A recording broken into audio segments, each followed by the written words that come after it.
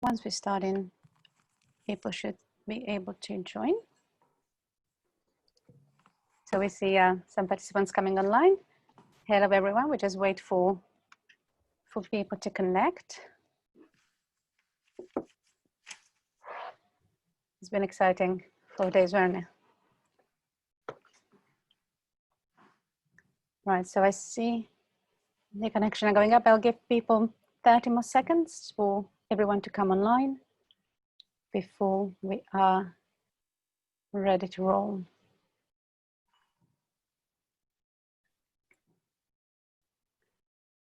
Okay, so it's 3 o'clock. Just take a sip of water.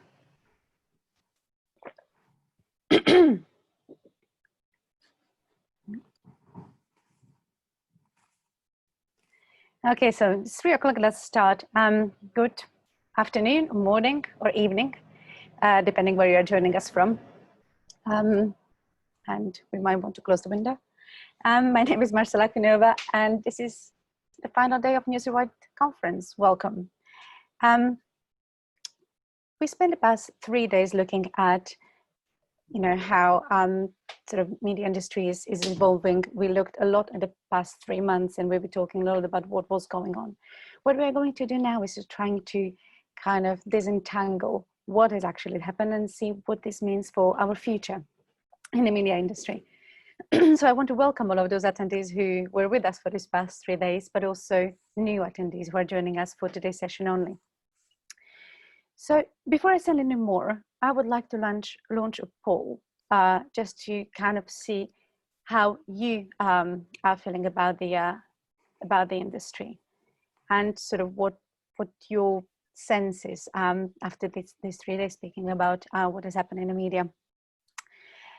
And we've been talking about emerging trends in November 2019 at the last Newsrewired Conference, and no one said, oh, in a few months' time, we will get a global pandemic, whole industry will be disrupted, and it's going to be pretty much the mess we are in. So this crisis had already costed thousands of jobs. There are probably more. We will see probably more of it in the coming months. And this is not only true for smaller businesses or local newsrooms. Only today we've seen BBC announced they will be cutting 450 jobs to save £125 million, which is their deficit as a fallout of the COVID-19 crisis. So it's, this is public financed big media corporation that was massively hit by this crisis. Now, all of these cuts, all of these redundancies will very likely have a massive impact on the quality of journalism we produce, possibly on the quantity of content that will be available. And that might make it even harder to reach those underserved communities and to invite those voices we don't include enough in our reporting, as Shirish was talking about yesterday. Now, some of you have replied to the survey. Shall we see the results? Let's see the results. So most of you are actually sort of neutral. Don't feel too pessimistic or optimistic about the industry. Only 4 people feel optimistic, and only 2 people feel pessimistic. So I think on the whole, as a group, we are kind of wait and see, in a wait and see mode. I'll see whether I can relaunch. I'll just relaunch the poll for those who joined. So, we couldn't forego, obviously, the Reuters Institute and to see how the 2020 Digital News Report is kind of making sense of all this pandemic and everything that happened lately. And so we will hear from Rasmus Nielsen lately. Let me share with you the agenda today so we kind of all know where we are. So we will hear from Rasmus Nielsen about the sort of emerging trends in the industry, and then we will get the US perspective. We will look at sort of how things evolve in sort of on a global stage, and Sara Fischer will be joining us from Axios in the US. Now, publishers are under intense pressure to diversify the revenue streams. We've saw that over the past three days, and some ad revenue might start to trickle down as the economy is recovering. But even the most optimistic forecast we've heard is it will not be more than 80%. We will be able to recover compared to what was there before the crisis. We will hear from Thomas Baekdal. He will probably not be here today in person, but we have a talk from him pre-recorded for you to share. And he will talk a lot about advertising revenue and other diversified revenue for newsrooms. And, you know, thanks heaven for this subscription rise, isn't it? But the challenge now is to retain all those subscribers who came to us for that quality necessary content. And we have to see how we retain them despite cuts and despite redundancies. And so, you know, one of the biggest disruptions in our industry was the working from home. And John Crowley will talk about later what it means for us and for also our mental health and kind of how to deal with this fallout of the crisis. So after that, obviously artificial intelligence will be probably necessary to help us manage newsroom. So Charlie Becker will tell you what will go on. And finally, many times we stress the importance of including Black journalists and Black voices in our newsrooms. And I'm not only talking about diversity. Diversity and inclusion are two massively different things. It's easy to bring people in. It's much more difficult to listen to them and to respect them and to include them in decision making and to actually allow them to have, not allow them, invite them to have the impact on how the industry is shaped. And I'm overjoyed that Martin Reynolds will be able to join us later today as a closing keynote, and I feel it's going to be powerful. So our agenda is slightly packed today, as you can see. So without further ado, I'm going to invite Rasmus Kleis Nielsen, Director of Reuters Institute for the Study of Journalism, to talk about the trends he sees in the media industry. Rasmus, are you with us? Yes. Over to you. Thank you. So thanks for this opportunity. I mean, I think we need to sort of start with where we were before the crisis to really understand what's ahead of us. And it is so obvious in a way that it seems unnecessary to say it, but I think it's just critically important to understand where we are heading. We are in the middle of a structural change from a media environment where I, as a user, had no choice. And as a consequence, publishers had high market power over the advertisers who wanted to reach me. We're moving away from that to a media environment in which, around news specifically, I, as a user, have high choice. And as a consequence, the publishers have very low market power over the advertisers who want to reach me. And it stands to reason that this is a far more competitive, very tough, and much less lucrative market environment. Then you have the coronavirus crisis that hits us as we are going through this structural transformation. And you have, first of all, a very sharp cyclical decline in advertising. That's an immediate impact that almost every media organization has felt directly. You also have, as the lockdown in many countries have gone on for a long time, arguably an accelerated structural change where people who had habits that were tied to offline media, print in particular, are developing new habits and are finding, like most of us has found long before, that digital is a perfectly satisfying alternative, perhaps even superior. And this, of course, will accelerate the structural change, both in terms of the advertising spend and the user behavior. And I don't think we should expect that much of the advertising we're losing during this crisis, that it'll all come back, as we saw very similar during the financial crisis about 10 years ago, that in a big structural change like this, it's not far from all of the advertising that goes away from print that comes back. When businesses reopen, they'll look very hard at the return on investment, and they'll look very hard to how they can build their future customer base, and they will look at digital and the big platforms.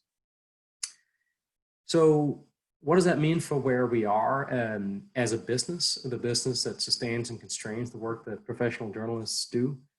I mean, I think, first of all, it gets harder and harder to hide behind the offline profits that come from selling a declining number of print papers to a declining number of old people. And we have to just sort of face the facts that we have to make the business of news work in a digital, mobile, and platform-dominated environment. The Australians are not going to save us from that. The French are not going to save us from that. I can't really see any strong evidence that politicians anywhere will save us from that. And it's damn sure that Facebook and Google won't save us from that. Nor, for that matter, will competition authorities, even if they act as many of them are saying they will, against the large platforms. We have to say this. If we want to make the business of news work in a digital environment, we have to figure out how it is that we create value and how we can capture that value, and then build a business for today and tomorrow, rather than reminiscence about the business that we had in the past. So what is that going to look like? I mean, as I said, I think there is no reason to sugarcoat that this is a very tough and competitive environment, and it's going to be less lucrative than before for most publishers. I mean, I think a way to think about the structural transformation that's underway, which is not, I think, always obvious inside a newsroom for journalists working day to day and doing their important work, is that in the not so distant past, if you think about a print paper in the UK, you sold a copy, and then the company made about £1 in reader revenue and advertising revenue when you leave aside the cut that goes to various middlemen around both retail and advertising. And then we move to a digital environment where we're very fond of our big numbers in terms of our millions and millions of monthly uniques and whatnot. The truth of the matter, of course, is that that's not really what advertisers are selling, buying, sorry, they're buying impressions. And the page view is sort of roughly about a penny. Right? So we moved from about £1 for a daily print paper to about a penny for a digital ad impression in the UK. Now, obviously, you have to stack a lot of pennies, and we are not at this stage generating the amount of attention or engagement from the audiences that generate the kind of revenues that people historically generated from print. What are we seeing instead? Well, we're seeing a very different model, of course, as more and more different news organizations around the world, also in the UK, are looking at digital subscriptions rather than the reliance on stacking pennies from digital ads. What are we looking at there? Well, the Times of London would like me to pay £15 a month for a digital subscription and build a very different relationship from the relationship that we had when we picked up a paper for £1 on the way, or the relationship we have when we're stacking millions of pennies from fleeting interactions on the internet. The subscription economy, or for that matter, membership and donations, is much more lucrative and thus much more empowering for journalists. But of course, it's also a very, very different proposition. If you're trying to convince someone like me as a citizen that your journalism is as valuable for me for principled reasons, but also perhaps for practical reasons, that I should pay as much for it as I pay for services like Spotify and Netflix that I, in most cases, probably use much more than I spend time with news, as interesting as it is from any one news provider.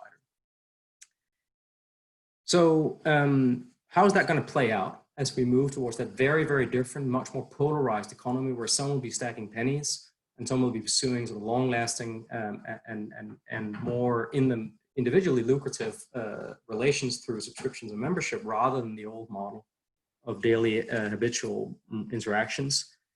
Well, I think we know now that a lot of it will be winner takes most, both when we look at the attention that drives advertising revenues in the UK. When we looked at this last year around the general election, not only did we find that news use accounted for only about 3% of the time that people in the UK spend online during the general election, and thus, by extension, we shouldn't expect news to generate a significantly larger share of the digital advertising market than 3% of time that the industry collectively accounted for.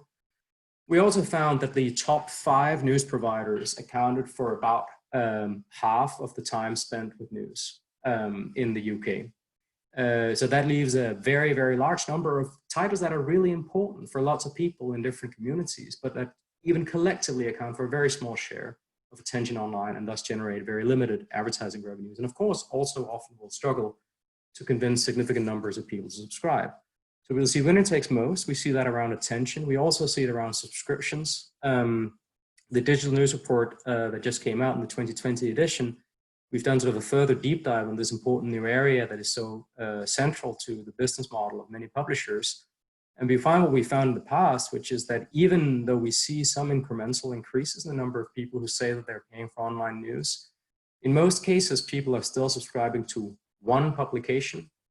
And in most markets, the bulk of online subscriptions go to a very limited number of upmarket national titles who historically accounted for a relatively small share of overall print circulation and now account for more than half of digital subscriptions in several of the markets that we look at. So both attention, advertising, and subscriptions is going to be winner takes most, it looks like. Now, this, of course, is a particular challenge for local. Historically, geography alone provided a way in which a publisher both served a unique function in their community, but also, of course, gave them market power over their advertisers and their users. There was no alternative. The internet doesn't work like that. Geography alone is not going to deliver what a business person would call product differentiation. We have to show our value in a different way through the journalism that we do, and look for our attention, for users, people's attention, whether for advertising purposes or increasingly for subscription or memberships, in other ways than simply saying, well, this is where we happen to be. That on its own is not delivering. To use an example of how sort of challenging this is right now and how poorly local is performing online, in the United States a couple of years ago, when the Federal Communication Commission looked at this, at that time, all news and information on the internet in the US accounted for about 3% of time spent online, and all local news providers in the US combined were 0.5%. So about 2.5% going to all the national titles, and just 0.5% going to more than 1,200 different local newspapers in the US, as well as local TV, local radio, and local pure players. So geography is not going to cut it on its own. And finally, I think this means that we already now know what the market will look like. It's going to be much, much more polarized than what we've been accustomed to, where there'll be a few big winners. They won't always feel like winners because they won't necessarily be more profitable and lucrative than they were in the past or have a bigger top line, but they will be winners compared to what's going to happen to a lot of their direct competitors. And then the famous long tail, which is long, but I think we also need to recognize that it's very, very thin, and it's going to require a very different kind of journalism, I think, than what we've seen historically, to find something that is both really valuable and worthwhile from an editorial point of view, but also sustainable as a business to really thrive in that long tail. I'm very encouraged by what I see some people doing in that space. I think we are seeing some really interesting and impressive new ventures, both whether it's national or local or deep niches in particular communities or particular topics that I'm very encouraged by. But we should be under no illusions about where we are heading. I think the top line is going to decline for years to come. There'll be rounds and rounds of cuts as a consequence of that. And the digital business is very, very tough, but it seems to me we have no alternative but to try to make it work. And I'm very encouraged by what we see as examples of organizations who are doing that, El Diario in Spain, Mediapart in France, and other peers like them, Zetland in Denmark, and others who are making this work. And I will also say for journalists and editors who are joining Newsrewired today, that to make that work, I think journalism and news media need a much more diverse skill set and a much more diverse profile of journalists than they've had in the past to reflect the societies that they report upon and connect with the communities they want to serve, but also a skill set that isn't the skill set that helped some white men like myself succeed in print journalism in the past. So I think there are opportunities for the industry as a whole, but also for individual journalists to make a difference for the better. Thank you. Thank you, Rasmus. I mean, that was a very interesting presentation, and thank you also for addressing the problem of lack of diversity that has kind of been a thread throughout this conference. We have a question from the audience, and guys, if you want to ask Rasmus any question, please pop your question in the Q&A. We have a question, Rasmus. Is anyone looking at bundling news with other subscriptions, such as streaming video, music, etc.? I mean, I know that there are a couple of different startups who are trying to do different versions of this. And we, of course, also see other kinds of sort of bundles or discounts, like in the case of the Washington Post, where you can often get a discounted subscription if you sign up for Amazon Prime. We can all see a number of reasons why that particular kind of bundle with a large platform may not be people's sort of preferred course of action necessarily. I think more broadly, this idea of bundling is quite challenging for news in particular, sort of for two reasons. One is that the publishers who have the most sort of visibly distinct and valuable journalism have the fewest reasons to join this. The New York Times just famously walked away from Apple News to sort of put a marker in the sand. And I think it's quite clear that the most successful digital news publishers are very keen on having a direct relationship with their own paying subscribers rather than being reliant on some sort of intermediary like a bundle. So that I think is a big challenge. Are we really going to get the brands who bring the most to a bundle to be bundled, if you will, if they are trying to do the opposite themselves? The other challenge is that unlike other kinds of bundles that work, whether they are products like e-commerce or services like video and music premium, the truth of the matter is that most news have a very short shelf life. It has almost no value for the user, a day or two after it's been published. And I haven't really seen anyone who has sort of bundled news in a way that circumvents that problem. The challenge is that most people read only a few articles every day, and they won't be reading anything from the vast majority of the publishers involved in any bundle. Now, this doesn't mean that there aren't any options in this space, and I think Axios and Scroll and others are trying to do really interesting things, and I really wish them well. I think it would be very, very good for the industry and the profession if we could generate reader revenues in ways that weren't premised on convincing the ultimately small number of people who would be willing to pay something like what they pay for Netflix to access news that they spend much less time with. But I just want to recognize that when those companies and entrepreneurs are succeeding, they're succeeding in something very, very difficult that many people have tried before them. Yeah, gotcha. I mean, the question of bundling is a large one. It's something we'll be looking at covering editorially at Newsrewired at journalism.co.uk. So I want to thank you, Rasmus, for your talk. Thank you for joining us today. Please stay with us if you want to. Guys, if you have any question for Rasmus, please pop it in the Q&A, and we will definitely keep in touch with Rasmus afterwards. I'll now invite Sara Fischer on call. So Sara is a media reporter for Axios in the US. If you do not receive her Axios Media Trend newsletter, you should subscribe like now because it's extremely valuable and brings really the sort of latest breaking trends in the publishing industry. And I leave it to Sara to tell you what she sees as emerging media trends and how you can prepare for them. Sara's over to you. You're speaking on mute, Sara, sorry. Thank you so much for hosting, and thank you to all the participants joining today. I'm so excited to be speaking with you here from Washington, D.C. I'm just a few blocks from the White House in the middle of it all. Normally, when I give presentations like this, there are 4 buckets that I like to talk about. One is culture. The next is regulatory. I also like to talk about product and technology, as well as business. And usually I would start off talking about business or regulatory trends, but today I want to start off talking about cultural trends because that's the biggest thing happening in the media landscape here, at least in the US, and I'm sure in other places around the world. Obviously, the United States is going through a cultural reckoning around institutional and systemic racism, and that's had a huge impact on the culture of American news. About 2 years ago, the American media went through this upheaval around Me Too, or people in media, particularly men, but some women as well, who are abusing their power to take advantage of people internally and externally.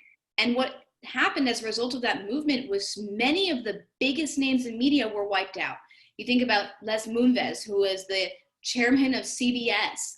You think about Matt Lauer, one of the most prominent anchors in morning news, Charlie Rose in evening news, and the list goes on and on. What we're seeing now with the Black Lives Matter movement is a lot of media companies are again having a similar sort of wave of reckoning, and there's a sort of cleaning of house of people who aren't mindful of that movement. And so we've seen top editors at publications like Bon Appetit, Refiner 29, even the opinion editor, James Bennett at the New York Times, resigned after running an op-ed from Senator Tom Cotton, a Republican senator here, that many thought was doing a disservice to the Black community.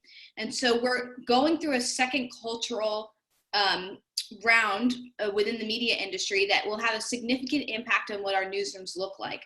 Already we're seeing a lot of newsrooms post jobs that they're trying to fill with people of color, people that can cover issues of race, people that can cover issues of diversity and workplace trends. This is so different. I can't explain to you how different this is from even just 10 years ago when the media as an industry wasn't having these conversations. And the reason it matters is because, at least in the United States, we're very quickly becoming a minority majority company. And if you don't have a diverse newsroom, it becomes a lot harder to cover some of the topics that are going to matter to a minority majority. Things like thinking about systemic racism, things like immigration, etc. And so what I expect to happen, the next emerging trend is within the next few years, watch to see how the makeup of newsrooms becomes more accountable to diversity. We've already seen a lot of newsrooms put out reports that say they've gotten diversity in gender to parity, but the next step is getting diversity in race, in ability, in age to parity. And so that's the next big milestone. Also talking about culture in newsrooms, one of the big things that COVID has changed is it's made everyone go into remote work. Well, news as an industry is not a remote industry. It requires a lot of being out in the field. And so we're trying to, evolve as an industry to address that challenge. What are the types of things that we're doing? I mean, it's unbelievable. I'm watching news organizations rent sets in hotels to cover the White House because you don't want to get too close. We're watching people host programs from home. People are talking to sources on Zoom. The reason this trend matters is because I believe it's a trend that's here to stay. I don't think that we're going to have a vaccine in time for us to, not be in this situation for at least the next year. And even afterwards, we're going to become so accustomed to remote work that I can't foresee us going entirely back to normal. So that's the third big cultural trend. Let's talk about now my favorite, the regulatory trends. And Rasmus spoke on this a little bit. Being here in Washington, I have a front row seat of everything that's going on. And I'd say there are three big regulatory issues here and around the world that we're all focused on. Number one, today is July 2nd, which means that yesterday, July 1st, something called CCPA in the United States went live. CCPA, the California Consumer Protection Act, is a very rigid privacy law that was built to model GDPR, but it's even more broad. And the reason that matters is because if you take a look at Facebook and Google and their lobbies, yeah, they're lobbying around competition, but they were ferociously lobbying against a statewide privacy law. Why? Well, they'd rather have in the United States what you have in the EU, which is one blanket law that covers all the member states because it's easier to adhere to. What the big tech giants are scared of now, and even some publishers, is that they're going to have to craft individual products and abilities towards each individual state privacy law. And of course, as we all know, that's pretty much impossible, especially for some of the smaller publishers. So what's going to end up happening is everyone will just craft one privacy agenda and it will adhere to the lowest common denominator, meaning the strictest privacy law, which in my opinion, it doesn't get much more strict than what we rolled out yesterday in California. So expect that to be a big, big change moving forward. The next regulatory pressure is obviously competition. We were talking, Rasmus was saying, there are regulatory bodies in places like France, the EU writ large, as well as Australia, that are pressuring platforms to pay out publishers or to have algorithm review boards so that they can understand why their algorithms deliver certain traffic to certain publishers or not. We're seeing the big platforms start to make band-aid decisions to be able to accommodate those laws so that maybe they can convince regulators they don't need to be regulated. We saw just a few days ago, I reported that Facebook is adjusting its algorithm in the newsfeed to elevate original reporting. Google made that announcement last year. You're seeing Google and Facebook are suddenly having conversations. Google said that later this year it will launch a product in which it pays publishers. Google paying publishers to license content. Google has never before said it would license content from publishers. So you're seeing all these piecemeal efforts to address competition. But at the end of the day, when it comes to competition with big tech giants, it's not just about whether or not they pay news companies. It really also comes down to whether or not we allow them to continue strategic acquisitions that will make them bigger and make them even harder to negotiate with as an industry.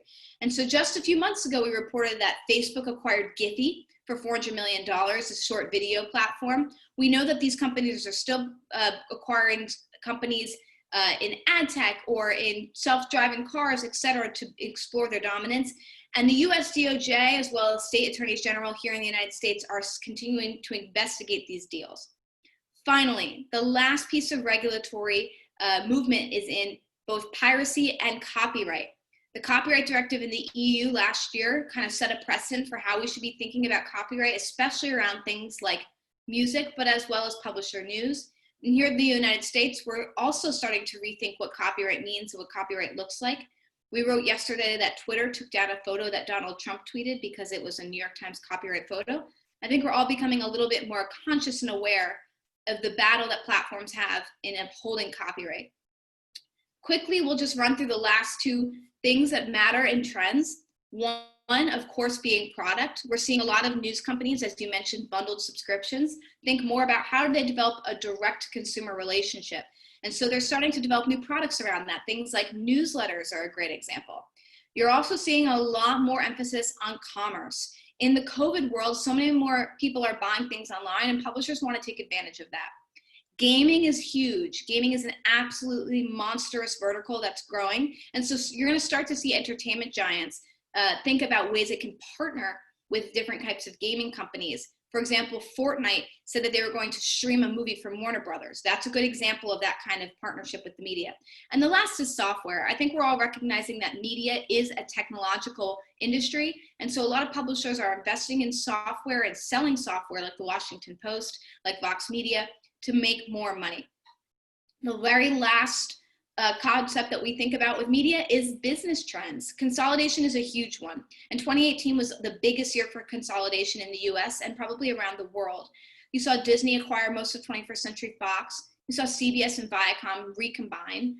The next step is a lot of the low-hanging fruit. Smaller movie studios, smaller publishers are now again starting to think about who needs to and who could be bought up because they are now distressed industries amid COVID. We know some movie theaters are filing for bankruptcy. It'll be interesting to see which chains go where. We know a lot of local newspaper giants, McClatchy and Tribune, are also trying to figure out how they can consolidate, whether or not they're going to sell. The other, obviously, industry trends, we have advertising, which I don't want to go on it too much because Rasmus talked a lot about it, but essentially, this concept of having such cheaper rates online versus what we have in traditional analog media makes it really hard for any one publisher to be able to rest their entire business model on advertising. And then, of course, you just have emerging platforms that you have to partner with. And while media companies are becoming smarter about the ways of working with Google and Facebook, one fear that I have is some are still heavily reliant on distribution for other types of media. Yes, the New York Times may have pulled out from Apple News, but they still rely heavily on Apple Music and Spotify to get the daily out there. And they make, millions of dollars off of the daily podcast. Same thing goes for commercial licensing. All these media companies, including Axios, as well as BuzzFeed and Vox and the New York Times, they all license movie and video and television content to the big streaming platforms like Netflix and Hulu and HBO. And so the next big question is, are those relationships and dynamics going to remain fair and equal? So far, they seem a lot more equitable than the ones we see in digital publishing with Google and Facebook. But overall, that's a big trend and things that we're going to be watching. So that's my 10 minutes. And if we have any questions, I'm happy to answer them. Thank you, Sara. Thank you for your presentation. I mean, you whizzed through so many things. I don't know where to kind of begin, but one thing that got my attention was obviously one thing that you pointed out, which was the relationship of platforms with publishers.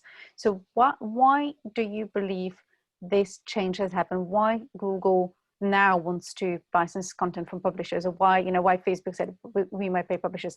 Well, they were pretty adamant they will not have that. And I also invite the audience to please pop the questions for Sara in the Q&A. Over to you, Sara.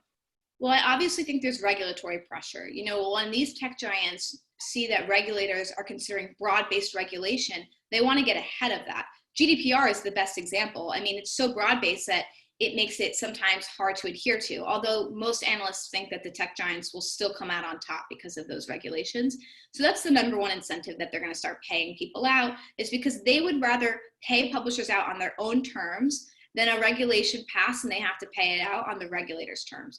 But then there's also a weird other motivation that I don't think many people realize, which is that Google, but especially Facebook, their products actually rely on news. Facebook says that they want to bring people together through the news feed, through the community. And what do people talk about in the community? News.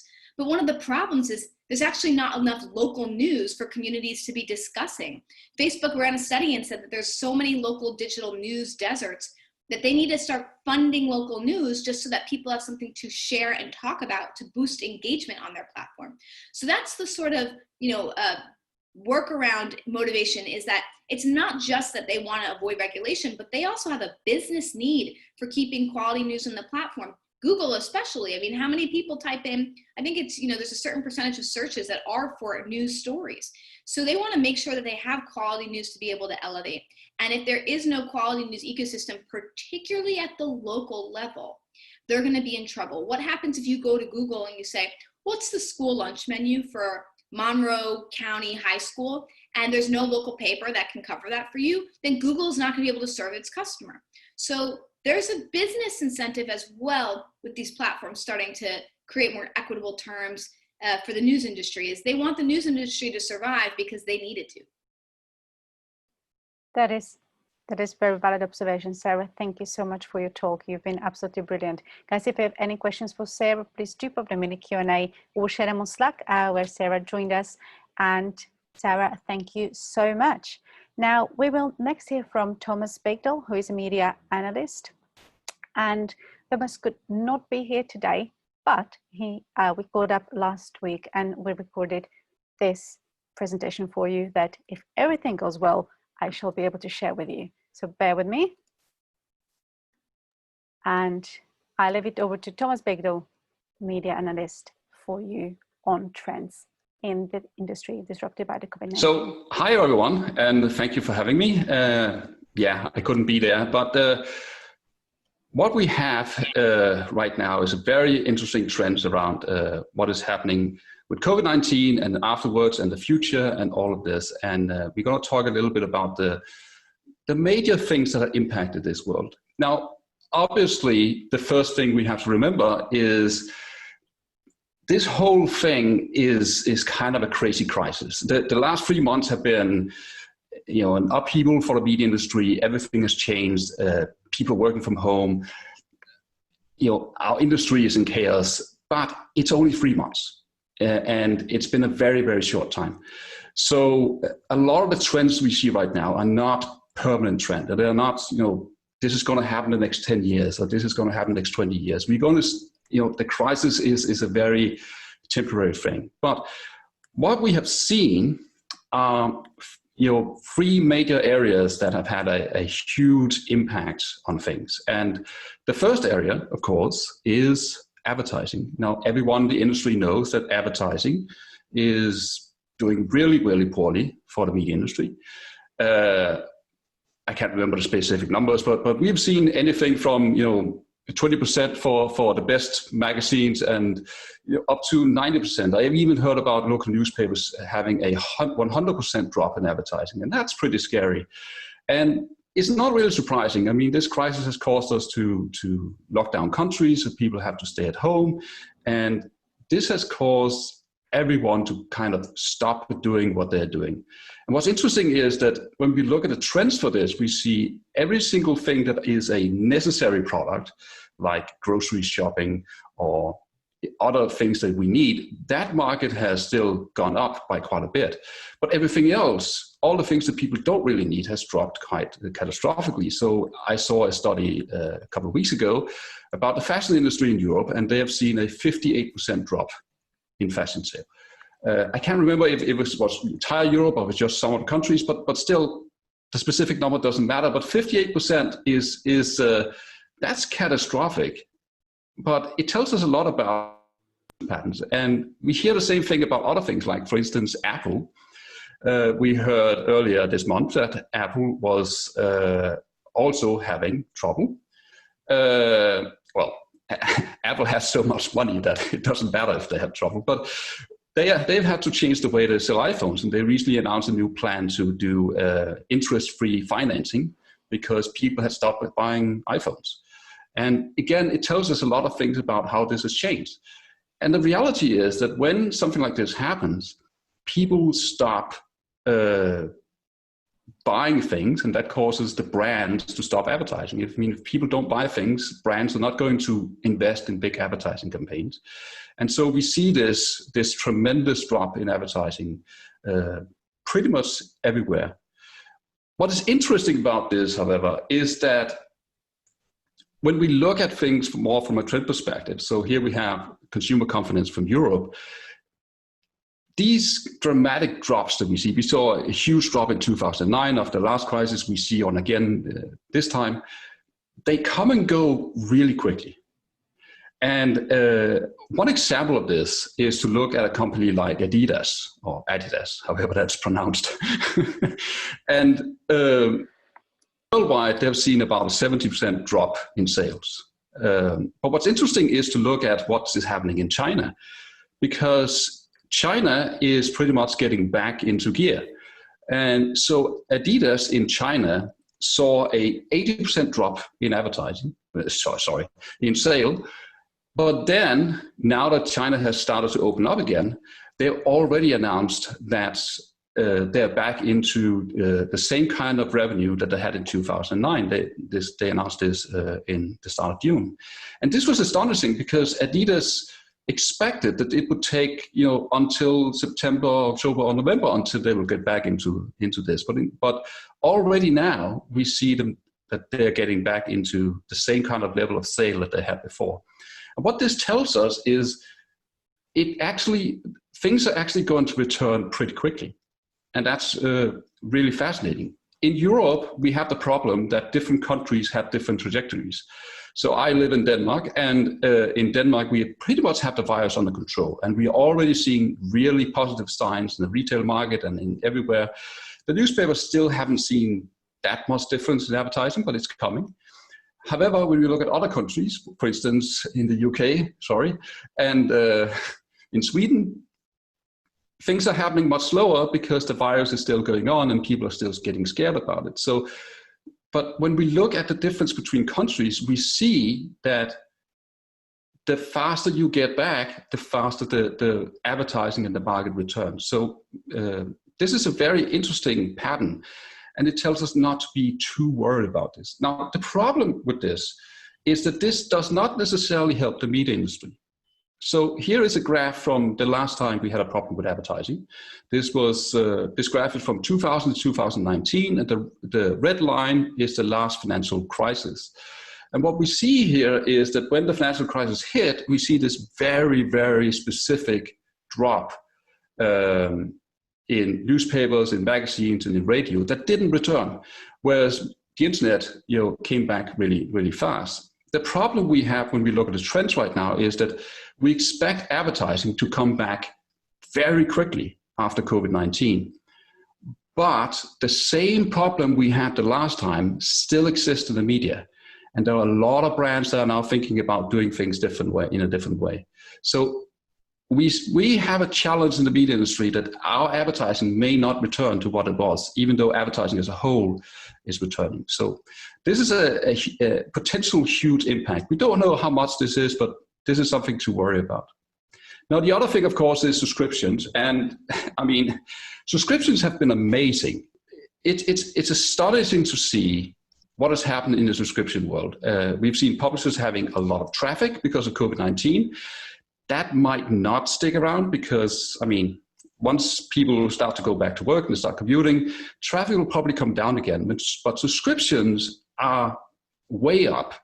And from the earlier signs we see that the churn rates are also looking much better. So this is really promising. So the thing about subscriptions is that every single newspaper who have focused on a paid strategy over the past years, they've actually performed remarkably well during this crisis. So in the UK, for instance, we have the Telegraph and we have the Spectator. Recently, they announced that they have returned the money that the government had given them. And this was because subscription allowed them to make so much money that they would remain profitable. We hear the same thing in Norway with A Media, in Sweden with DN. Basically, every single publisher who already had a good paid-for model, same thing, Guardian, the New York Times, they're doing really, really well. And this tells us a lot about the future and a lot about, how we as publishers need to think about this. Now, the third thing is that we are seeing a lot of fascinating things about workflows. And this has an impact on a lot of different things.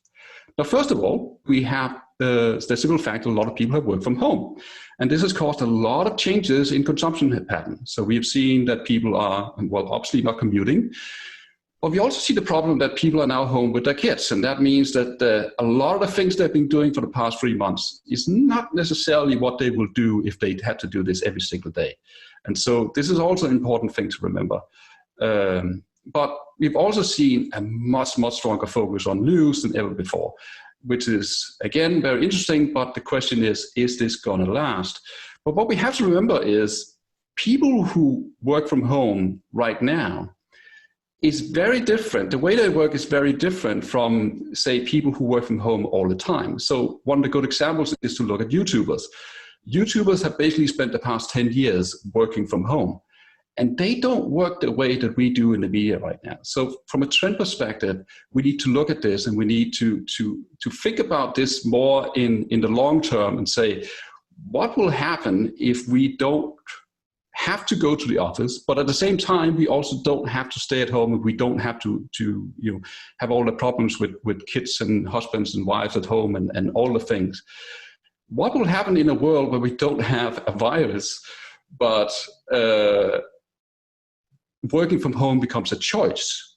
And that's really the interesting trend that's going to define this. But another thing is that a lot of publishers have realized that many of the ways that they used to work can be done much simpler and much easier. So one of the big publishing groups, the company who publishes Elle, they created this cover. And in order to take this photo, they went to Milk Studio. They sent 18 people to a very expensive studio in order to take a photo of this artist on the cover. And what happened was that when this crisis started, they realized that, wait a minute, we don't need 18 people to do this. And later they took another photo series with only 2 people, and they said that the quality was the same, right? The readers could not tell the difference between a photo shoot with 18 people and a photo shoot with 2 people. And that's, for a publisher, that's a massive difference in how much things cost and how everything is. Now, another thing, of course, is also things like events, where we are working, the way we do events and the way we have tried to put this together have changed a lot over the past 3 months. Obviously, in the future, we are going to go back to having real face-to-face events again. But there's so many fascinating patterns we've seen over the past several months about micro events and, events like this one, where we're doing it virtually, and in my case, even recording it ahead of time. But it's fascinating to see this change. And one thing I want to tell the publishers is, think about the difference in potential audience. When, as a publisher, we have a big event, the number of people who actually go to the big events compared to the number of people we have coming to our website is a huge difference. It's about 1% of the people coming to a website that actually goes to a physical event. And what we've seen is that these virtual events have the potential, they don't always work that way, but they have the potential to reach a much, much larger group of people. And there's a lot of potential to be had with that. So that's also very, very interesting. Now, the final thing, of course, is what about the future? So one of the most amazing things about the future right now is, because of this crisis, everyone is in a state of change, and everyone is trying to imagine new ways of doing things. So we have this new market, not just right now, but in the next 5 years, where people are open to new ways of doing things, open to new ways of doing media and consuming things and interacting with people. It's been a real eye-opener for a lot of people. What's interesting about this also is how that's changing the media. Because if you think about the media in the past, the way that was done is, most media is something people relax with when they come home after work. So it's a passive form of media. But when people work from home, people don't need a passive form of media. People need an active form of media, something they can use, something they can, a service or a tool that they can do something with. So a perfect example is fitness magazines. So before COVID-19, most fitness magazines were just fitness articles that people could read. But now that we are working from home, people need to find a way to actually do the fitness, and that's very interesting. the final thing, and I'm a bit over time, but the final thing is that we're seeing what I call a divergence of media. If you think about media in the old days, and you look at a newsstand and you see all these magazines, next to each other, all these magazines are based on the same model. But in the internet, what we are seeing is a very different form of media where every single magazine is different. So a fitness magazine is different from a food magazine, which is different from a business magazine. And this is really the big change that going to happen, and it's going to accelerate now. And that is we have this amazing change in what it means to be a publisher. Instead of just being one package everyone is doing, we're going to see this huge difference where everyone will basically have their own business model. And that's something I think personally about that's very interesting. So that's very quickly the trends that we're seeing right now. Thank you. So hi everyone, and thank you for having me.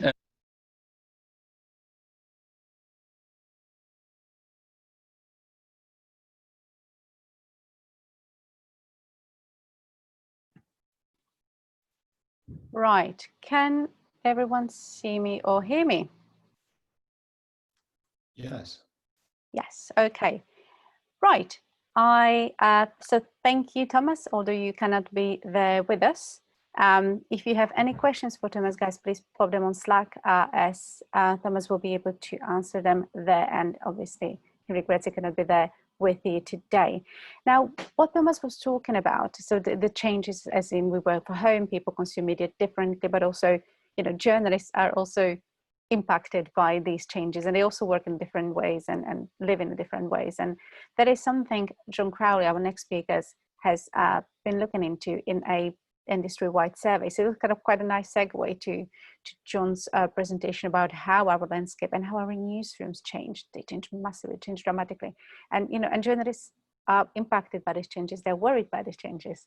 And I leave it to John Crowley to just to tell you what he found in his survey. John, it's over to you. Thank you. Shall I start sharing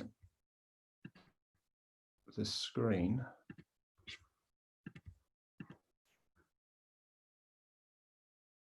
Is that fine? Can everyone see that? Good. Well, hello. Thank you very much for the introduction, Marcella, and great to hear from all the other participants on the final furlong here. I'm going to be talking about the cheery subject of newsroom burnout. 2 years ago, I decided to do a survey on this subject, and the reasons are twofold. The first was that the European Journalism Centre invited me to become a cohort of around 16 people, 16 journalists from across the continent who were looking at sustainable ways forward for journalism in the future. And the subjects that a lot of my colleagues were looking at were digital transformation,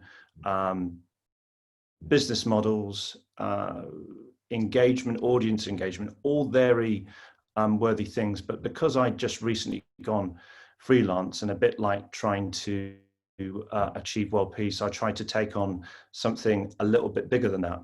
And that was newsroom burnout, and the fact that journalists were wilting under the weight of emails, push notifications. Again, this was set against a backdrop of resources falling in newsrooms and people being made redundant. And the other reason why I did this was because I was burnt out myself, and I felt that no one in the industry was having a conversation around that. So I published this report, and this was the image done by Andrew Garthwaite. Andrew is a friend of Newsrewired. You may see his drawings when he does the illustrations on some of the panels when we are all physically present. But this kind of image kind of summed up certainly how I was feeling. But in terms of when COVID-19 happened and we started to go into lockdown, I was talking to peers and colleagues, And I thought it was worthwhile to take the temperature again, following on from this report that I published, and speak to people anew. And so far, I've had around 130 high quality responses from people, not just in the UK and the US, the usual places, from all around the world, which was hugely important to me. And I'm currently following up with in-depth interviews as we speak now. But some top level findings that I got was that the rank and file journalists, people on the shop floor, feel that they are not being listened to or consulted or spoken with by newsroom management. They are unsure of the direction of travel in which they are being taken in. One person who I did an in-depth interview said, in other news organizations, they look 5, 10 years, even 20 years ahead. If someone suggested that to newsroom leaders, what's your plan for 10 years from now? They probably wouldn't have an idea, or they might laugh at you, because we're in such a tumult at the moment and under so much pressure that we aren't kind of lifting our heads and looking above the horizon. But it wasn't all doom and gloom. And one of the comments that I took away from one of these people, that this represented a moment for journalism to shed its own skin and move forward, remade in the future. So again, a few top level kind of slides that I had. I asked these people, have you had an overall positive experience of lockdown? And this is through the prism of journalism. And 64% said no, but actually maybe a little bit surprisingly, 36% said yes, that they'd found opportunities to commit journalism in a new way. In terms of relation to work, how is lockdown stress impacting on you? 58% that it had brought depression and worry. Half said it had impacted on their productivity, and more than a third said it impacted on their relationships at home. When asked, will COVID change newsrooms utterly, or will they change, or will they return to normal after the pandemic? So 94% said either forcefully or in some way that they expect the way newsrooms commit journalism will be different. Does your workplace have a responsibility to look after your well-being? This is a new question, particularly when people are working from home, and a really interesting subject around what responsibilities newsrooms should have for their staff. Some 87% either said somewhat or definitely newsrooms should have a say. So I'm going to kind of run through some of the quotes here from people on what they said. I can't actually, because these mirrors are open, I can't quite actually see all of them, but you can see for yourself here, more focus is needed on staff well-being. Oops, there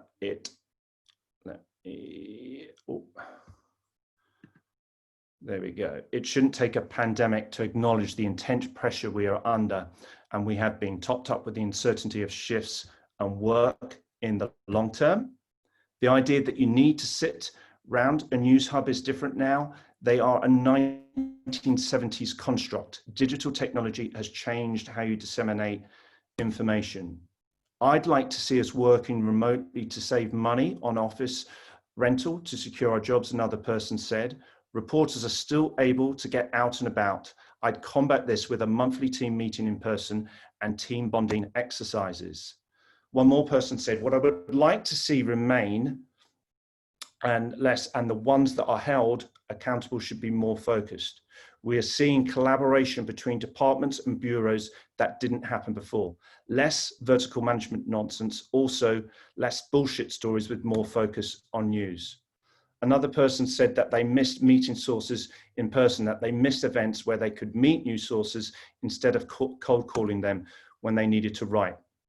And a big thing from a lot of people was the demand for more flexible hours and additional support. And I think this isn't just particular to journalism. Lots of people that I'm talking about, I'm hearing is that they are now saying, well, we are going to work home 2 days a week now, at least. That's enshrined kind of in their rule book. And then I quite like this one to finish up. More working from home, better for communications. I've not missed our editors' childish outbursts, less bullshit, less time wasting, more cooperation, less presenteeism. What I also did at this time when I was doing this investigation was work for the News Lab Fathom on the distributed newsroom playbook, which was took a look at how newsrooms could transfer to distributed or remote working. And I did a particular module on managing distributed teams, and I looked at it certainly through a mental health prism. And some of the takeaways that I put into this piece was to first acknowledge that each staff member is in a unique situation where that is from home. You need to give them a clean slate.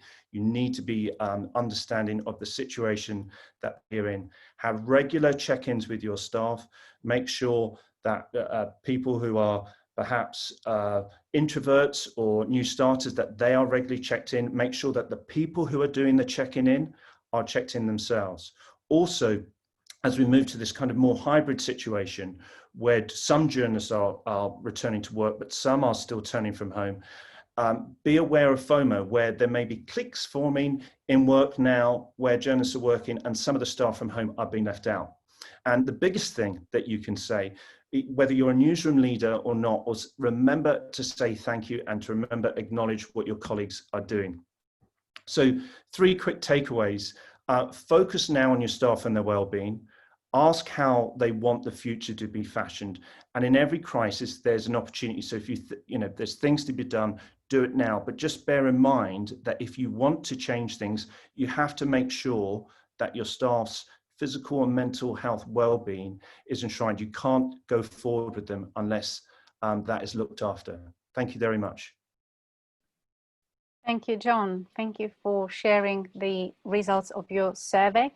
Can you just remind us how many people you surveyed, how many journalists? It's 130 journalists from around the world so far. And I should say, this is something that I've done off my own back.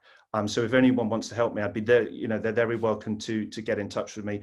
What I want this to do is to kickstart a conversation where you have kind of big news bodies, big academic institutions. We really need to look into this. Well, there's lots of plates that we need to spin in terms of, the other participants have been saying around business news models, but we have to make sure that our journalists are physically, as I said, and mentally able to commit journalism too. Mm-hmm. Now, how is this going to pan out for freelancers? That's a very good question. And I should say, I wear many hats as in my role. And one of my jobs is actually, we've started up a Slack group, the Society for Freelance Journalists, myself and 3 other people, where this was done in March, and where we've already got 600 freelance journalists who, with very little publicity on our part, who have come to us, where we've been invited. We've had Q&As around finance, job opportunities, whether they'll be freelance or permanent. And I really think that is a cohort that unfortunately is going to be one of journalists' few growth industries over the next few years. You're going to have students coming out of university who won't be going into staff jobs, who will be going into freelance roles, and academics need to think about that, and the industry needs to think about that too, because they are only going to grow. Mm-hmm. So when, we see what participants have shared with you as their thoughts, but what do you see is happening in the industry? Are the media bosses listening to your research? Are they listening to their staff? Are they taking this seriously, from working from home to taking care of mental well-being to plan for more than next 6 months? Are they taking note? Well, the feedback is no, that I'm getting, and I'm only referring to the survey. They feel that they're kind of spoken down to. There's pivots. Each new newsroom leader comes into a news organization, a newsroom, and goes, right, we're going to march off in this direction now. That isn't communicated well to journalists, and you can see, look, those responses that I put in, a flavor of those that I put in, they're unvarnished, they're plain speaking, and they're not listened to, and I think a lot of journalists on the shop floor, as I said, have got a lot of great ideas. They're in the trenches, they know what's going on, they have suggestions to make, but they really feel when they do have discussion forums, whatever way that's manifests itself is that they're not really listened to, and really it's just no one's really listening deeply to them about their point of view, and that's the thing for me that has come through loud and clear in this report. Mm-hmm. So I'm going to ask you $1 million question: why are they not listened to? Because they're not seen, I think, as important. I think newsroom. Look, you can make sweeping generalizations. I think there's some great leaders out there. And those leaders tend to speak at these events at Newsrewired. But for all the people that speak here, there is I would say a majority of people in newsrooms who really don't care, first of all, about journalists' mental well-being, but they're certainly not going to listen to them. They think they know best. And when you're in the midst of a crisis and you're thrashing around all those things that I've spoken about, where declining resources, journalists being made redundant, falling circulation, falling revenue, they're just talking amongst themselves, and they're not opening their ears and minds to what's going on. Well, I hope if you guys are leaders in newsrooms, do listen to these voices that John has discovered in his survey, because it's really important. And I think we heard this through these 3 days, the collaboration in newsrooms and listening to audiences we are trying to serve, including our newsroom teams, is just essential part of innovation, but it's essential part of even just our well-being and being able to move forward. None of us is going to do this on our own. John, thank you so much for sharing results from your survey. We will be posting the link to the freelance network in the Slack channel, so everyone will be able to access it. And let's move now to Charlie Beckett, Professor Charlie Beckett from London School of Economics, from Polis, that is founder of. So Charlie has been involved in artificial intelligence project for a bit more than a year, is that right? And they come up with the whole sort of series of recommendations and finding of how to implement artificial intelligence in newsrooms. And one of the things that we've seen in these crises is that if we help, so if we bring some artificial intelligence, or at least some degree of perhaps automation to our newsrooms, we can actually concentrate on what we can do the best, the storytelling part of journalism. So I leave it to Charlie to tell you sort of where to start, what is artificial intelligence in the newsroom in the first place, and how to actually just get your head around this, because I think there is still loads and loads of misconception. Now, we'll be with Charlie for about next 35-40 minutes. So if you have any questions, please do put them in the Q&A, and the chat is also enabled if you want to exchange any opinions on what's going on. So I'll leave it over to you, Charlie. Thank you. Great. Thanks, Marcella. Really nice to be here. Thanks for the invitation, and it's great to join everybody out there. I'm going to be talking about the project that Marcella mentioned. I used to be a journalist, very traditional journalist, worked on local papers and then worked at the BBC and so on. And about 15 years ago, I joined the LSE to set up a think tank called Polis, which is all about journalism, of course, and especially about its future. And this is particularly exciting project. It's one of the most interesting things I've done, actually, since being at the LSE as a professor. But I should stress that it's absolutely a piece of work that started with a huge global survey, as we'll see, but it was all about listening to journalists, what they think about these technologies. And what we've done since then is build a network of over 1,000 journalists around the world who are interested in this, and we've built training courses, and we're doing some other interesting innovation work as well, which I'll chat about. But I want to go to the slides and talk for 10-15 minutes about the lessons we learned from the research, from the survey, but also from the work and the conversations we're doing with journalists now. And the idea is basically to give you a sense of what AI and journalism is, or what it could be. So I'm going to do that tricky thing. I assume you can see that now, the slides. So we call the report New Powers and New Responsibilities because like all new technologies, it can bring wonderful, wonderful things, but also there are lots of dangers and problems about it as well. And it seemed to me that AI is different from the other big technological revolutions like going online and getting onto social media in many interesting ways. But that it does have in common that it can do great things for us, but we need to use it responsibly. And you can go and check out the report online. The idea of artificial intelligence itself sounds terribly sort of science fiction. In practice, AI does not exist. There isn't this sort of pure intelligence in a machine that can operate all by itself.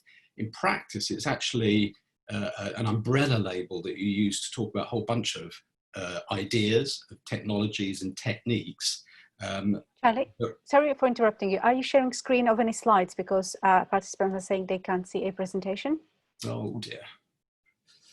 Sorry, am I sharing? Normally, if you go to share screen and the presentation, you should be able to see it. Yeah.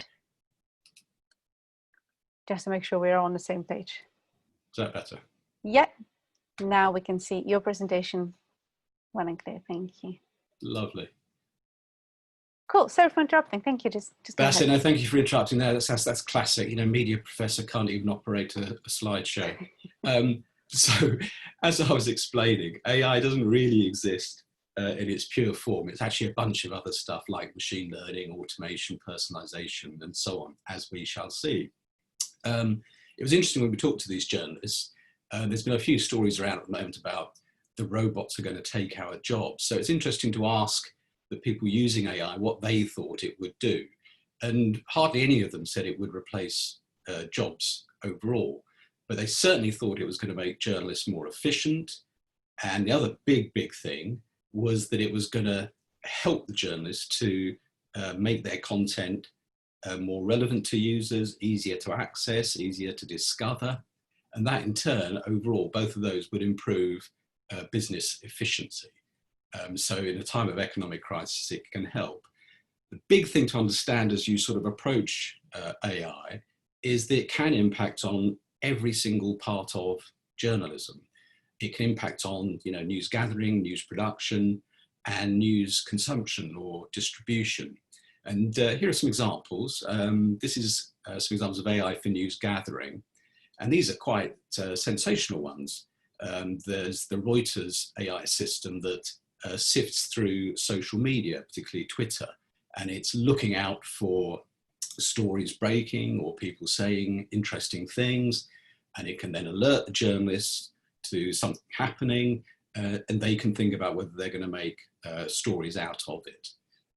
And you're all pretty aware of the big leak investigations, which were all about investigative journalists making incredible revelations, but they could not have done it if they didn't have the machine learning tools to scrape through absolutely vast sets of data, the banking accounts, so that they were able to discover the malpractice. So artificial intelligence can really help, especially at scale, in helping you to simply understand the information that's out there and to find stories and trends and when interesting people are doing interesting things. In terms of news production, and this I suppose is the bit where we think the robots might take over, the idea that robots are going to write complete stories or make films all by themselves is still pretty much a fantasy. Certain people have experimented with it. But as soon as it gets a bit more complicated, they really struggle. Now, you can again do very simple story creation at scale, things like company reports, share price movements, weather, sports results, those kind of stories. And frankly, I don't think human journalists want to spend their time doing those. So certain news brands like Bloomberg have a high proportion of their output created pretty much automatically. And of course, it can help in the actual journalism creation with getting our information right. It can help us to spot, for example, misinformation or disinformation. And again, it can help you to do it at scale. We all know that brilliant organizations like Full Fact are doing a great job at fact checking, but it feels like a drop in the ocean. And they are using automated fact checking to try and scale up their work. So AI can absolutely help, generally speaking, augment. It can supplement the work of the human journalists. And then finally, and in many ways, this is super important, as we just heard, there's a business crisis. Well, journalism can make sure that your content is optimized so that you get maximum traffic, attention, and of course, retention of your readers, and you hope that they're paying readers as well. So you've got things like Wiley is a Finnish public service broadcaster, and they've got a very, very clever smart news assistant that in a sort of semi-personalized, interactive way helps you to get the news that you want to read. And then you've got this other example from Switzerland, from NZZ, who built a flexible paywall. Again, trying to understand what do people want to pay for and how much is a really sophisticated problem. And you could also use these technologies to do things like try and predict how you can tempt people into subscribing. If they start to click on your stories, what are the other stories that you should be offering them, or the other services that are going to bring them into your funnel and get them to stick with you as a brand? So it can really help in terms of reaching audiences and then retaining them. Again, doing something at scale that would be impossible to do just through humans. So one of the big lessons from the report was that there's this huge knowledge and skills gap, and we've tried to address that. The skills gap is partly about not having enough people who really understand the tech, but actually the broader problem was that because this technology is so pervasive, everybody in a news organization needs to understand at least a bit about how it works. And so we designed a course. It's online, it's free, it takes about an hour. It's had 32,000 views already, which it is a sort of expanded version of what I'm talking about today in a more practical sense, perhaps, that introduces the idea of machine learning in particular and what you can do with it. And I think it's really important that even if you think of yourself as a pure journalist, you are now living in a world that is driven by data, it's powered by algorithms. Your newsroom is now, this is going to be one of the operational technologies. So it really pays to at least understand it, even if you're not going to be involved in designing products or tools. So the training piece of this was really important. We've done this course, a strategy course, and there'll be other training courses coming up. So, today I'm giving you a sort of overview, but if you want to dig deeper, then there's loads of resources out there for you. Thinking about, how this is going to change news organizations. As I say, I think I've shown how this is a very pervasive, systematic technology. It's not going to do everything. It's not going to take over everything, but it's going to have an influence throughout. So you have to think about it strategically. And when we asked these news organizations, do you have a strategy? Well, I was surprised actually that just over a third claimed to have some sort of strategy. Quite a few of them said not only do they not have an AI strategy, but they don't think they've got a strategy for anything at the moment, which I think reflects the current sort of chaos and speed of change in the industry. And I think it does pay to at least think about whether you need to have a more strategic approach to this. And this is how we kind of boil down into 7 points, the kind of things you need to think about. Whatever your role, you might be in marketing, you might be in editorial, you might be working with audiences or in news gathering. But I think it's worth thinking about what role you might play in the preparation of a newsroom. First thing is obviously to make sure you know a bit about what AI is and also what it isn't.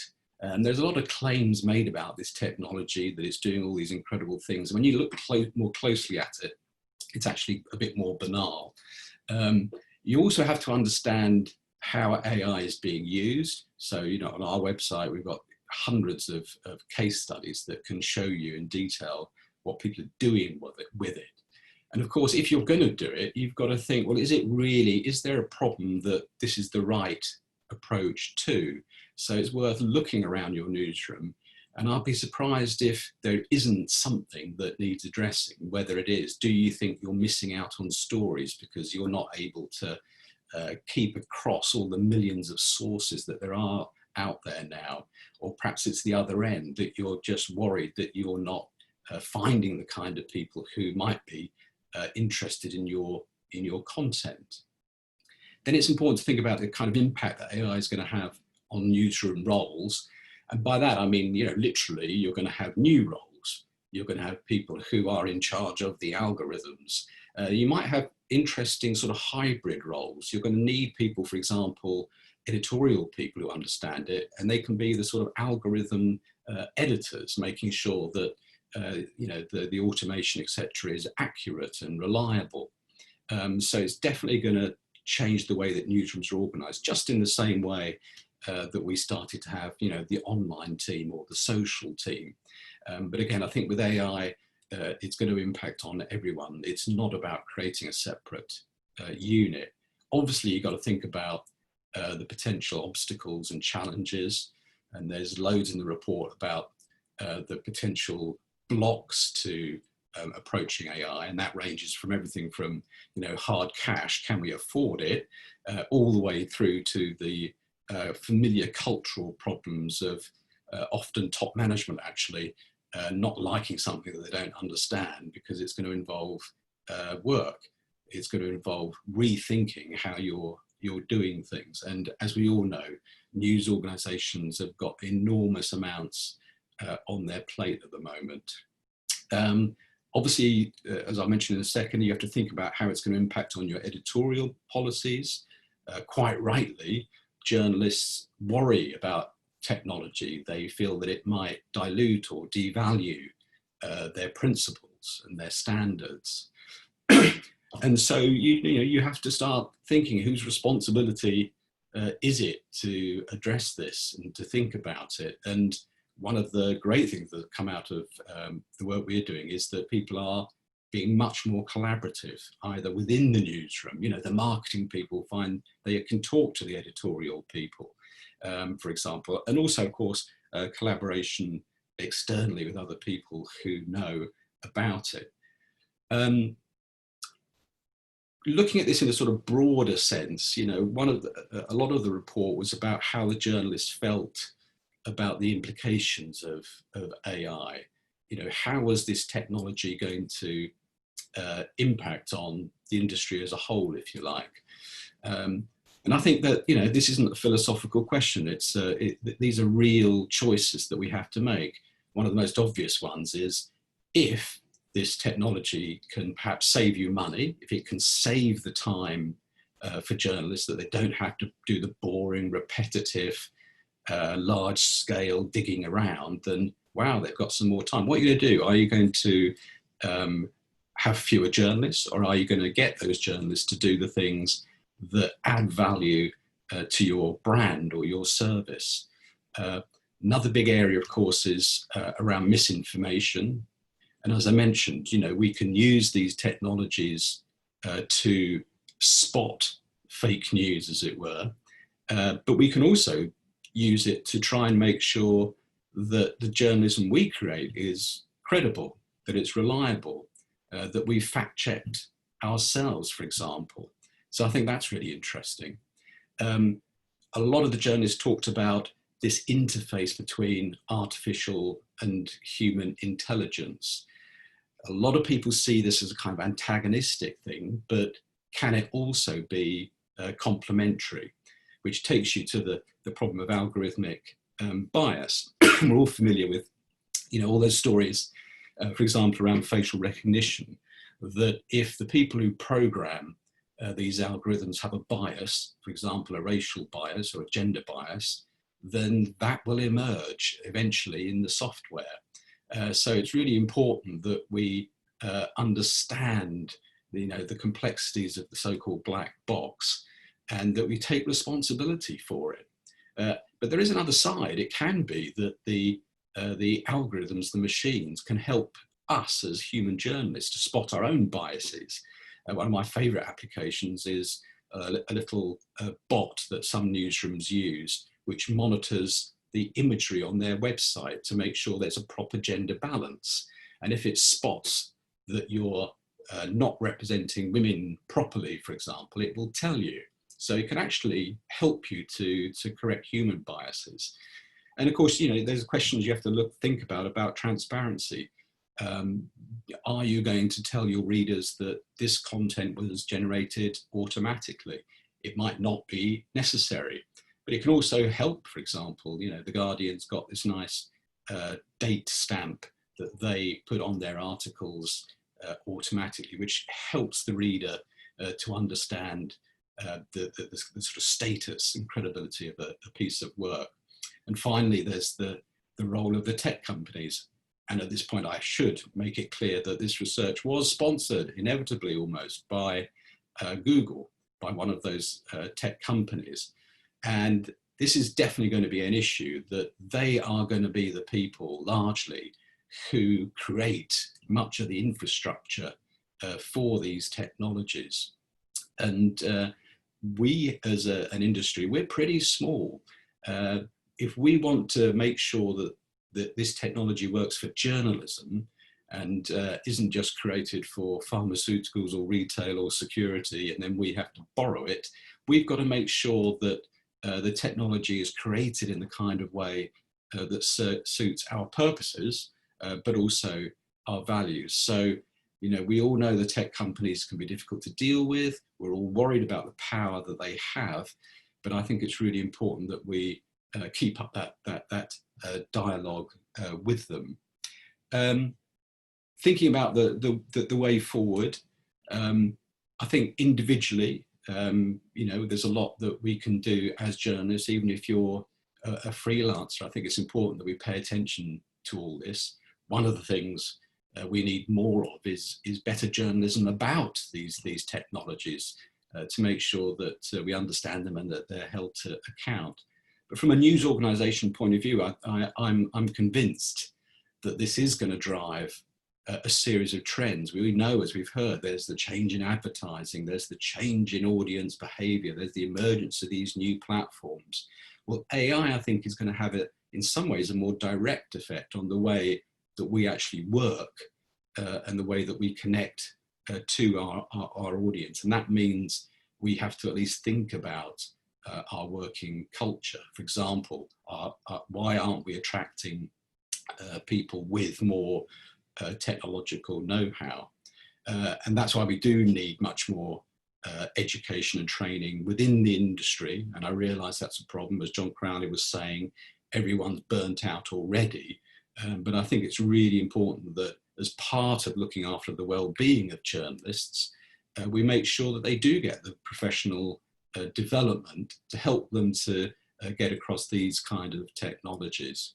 And as I say, there's huge potential here for collaboration within newsrooms, between newsrooms, but also with people like the universities, the tech companies, and also a whole lot of startups, and possibly even with other industries. They are all spending a lot of money on R&D in AI. They're all discovering similar challenges around the implementation of it, the ethics of it, the economics of it. So there's a lot for us to learn from. And I'm really encouraged that people are paying much more attention. So we're in the middle. Marcelo's going to share the slides so you can click on these, but these are the sources of information for our project. We're just moving on to a really interesting phase now. We've got about 25 news organizations around the world currently working with us on a series of kind of collaborative experimental challenges where they're looking at particular problems and they're trying to sort of dream up practical solutions or tools or systems or just ways of thinking about these problems.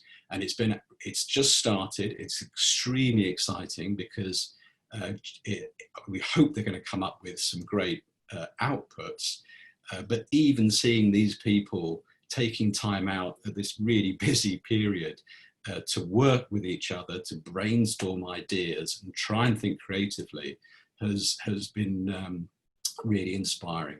So we very much encourage people to get in touch, to join the network, sign up for the newsletter, and let us know what you're doing or thinking of doing in this area. So that's about it from me, Marcella. I shall. Thank you. Thank you, Charlie. Thank you so much for bringing some light into artificial intelligence, because I think it's such a broad topic, and it's also, you know, it's a bit of a caricature, isn't it? You know, when you say artificial intelligence, we all imagine some, you know, robots sitting, you know, by the keyboard and taking a journalist's job. But I think what you help us to see is that one of the main roles of artificial intelligence in newsrooms is do things that machines are often simply better at, be it data, you know, be it pouring through large data sets. We don't have time to do that. Loads of journalists don't necessarily have skill to do that. Spotting oddities or spotting regularities, but then we can understand what is the story behind it and tell that story in truly meaningful way that is actually based on reality that might be so complex we as humans might just struggle to see it. I think it's really, really essential for people to understand. You know, it's a bit like using a calculator. I mean, that it, you know, in its essence, that's artificial intelligence. Like, I wouldn't dream of recheck whether what I put in the calculator is right. I just automatically assume it is, and I don't have time to, you know, do the counts myself if I write a story. And you know, be it putting subtitles in a video, extremely time-consuming task, or helping us to analyze pictures, fighting misinformation. I mean, all this technology, there's lots of technology we use already, and we will see this sort of increase in the years to come. I want to ask you whether you see, you know, obviously one of the problems of technology, apart from the mistrust of people that are asked to use it, is it is costly. It's very rarely way around it. And you know, if you're Washington Post or New York Times, you probably get around it. Now, if you're a small newsroom in Lancashire and you want to use, you know, some more sophisticated tools, you know, is there the danger, I suppose, that the artificial intelligence will widen the gap between organizations that can afford it and organizations that can't? Yeah, Definitely. One of the biggest fears, if you like, that emerged and that we're trying to address actually is the idea of inequality. The idea, and this is happening in the news industry already, I think. You know, we're seeing that, you know, this is not just about money, but the bigger news organizations are getting bigger and the smaller ones in some ways are getting even more niche. And I don't think that's necessarily a bad thing in itself. It may be quite natural, but it's certainly a problem if it means that smaller news organizations, local news organizations, or news organizations from countries where, you know, the technology isn't as advanced, can't benefit from it. Because what we've seen is that they definitely can, that however small you are, there are tools that you can use that are going to, you know, enhance and augment your journalism. So I think that, you know, that how do you solve that problem? Well, it's partly, I'm afraid, it's that C word again. It's that word collaboration. The tech companies are actually quite keen to get us all to use this stuff. You know why? Because they want us to use their technology. So there are opportunities there, working with universities, working with startups, but it does mean going beyond your own newsroom to get that help. And I think partly as the technologies perhaps mature, you know, I'm old enough to remember I was in a newsroom where there was only one mobile phone. They were so expensive that you had to borrow the mobile phone. And of course, it's become much cheaper. And I think there's going to be an evolution in that sense as well. Thank you. We have a question from Tree, Alvin, and she's obviously asking about cybersecurity, because that is a massive, massive issue. And, you know, be it a hacker or foreign government or rival organizations, obviously there is no technology that has no vulnerability. It's always a possibility. So one, I will ask you, how great is that risk? And two, how can we minimize this risk? Because we have to reckon with it. Like, I don't know. I think it's less of a risk for journalists, frankly. I think it's much more of a risk for people like government and so on, or, you know, health organizations. But there is a specific risk more generally. We at Polis, we did a report a couple of years ago on how journalists have to protect themselves and the data that they've got. Because this is an important ethical issue generally, that if newsrooms have got all this data on their audiences, for example, or indeed if they're using data from other sources, then they have to do that responsibly and transparently and carefully. So I don't think it's a direct risk, particularly for journalists in terms of hackers, but it's a really good point. It's another thing that, generally speaking, news organizations, me included, don't understand technologically the risks involved. It seems like most governments don't either, or banks even. So it's a really good question. It's a good point. Thank you, Charlie. I think we have a convert, Kristen Ngugu, who was first scared of AI journalism, and now she sees it has its limitations. So thank you so much for touching on it, because it is very important to just be very clear on what machines can and cannot do. So thank Christine for sharing this with us. I think Christine makes a really good point, which makes a really good point there, which is, you know, where is this dividing line? And all I would say is, first of all, you're quite right, Marcella, that the problem may be that we can't use this AI enough. I don't think we should start panicking yet. It's not so pervasive yet that it's taking over the news process. And I think this is really important. I've written elsewhere about how emotions are increasingly driving journalism. And if you think about social media, we all know that social networks are driven by sentiment analysis. You like stuff, you share stuff. So it's really important that we understand that emotions are a human thing, but they're also very strongly related to the two algorithms as well. I wonder, do you think there is a danger, and I don't want to go all matrix on this, but is there a danger that at some point artificial intelligence becomes so sophisticated, we as users will just stop understanding it, and it can, I don't want to say exploit our human nature, but it will just understand it better than we as humans do, and we will be more susceptible to manipulation? Well, in a way, I think it's a more banal problem, and we can see already with the problem with misinformation, we can see the amount of automatically generated and spread misinformation and disinformation that's out there. It's actually quite low level technology. It's not super clever. So we can see that there's already a sort of attempt to manipulate our informational world.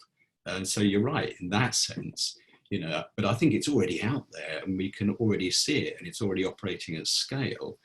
And that's another reason why I think journalists really have to understand these technologies so that, you know, they can use them for good, if you like. If you think journalism is a good thing, which I do, then we have to understand how we can stop this being dystopian. But this isn't science fiction in that sense.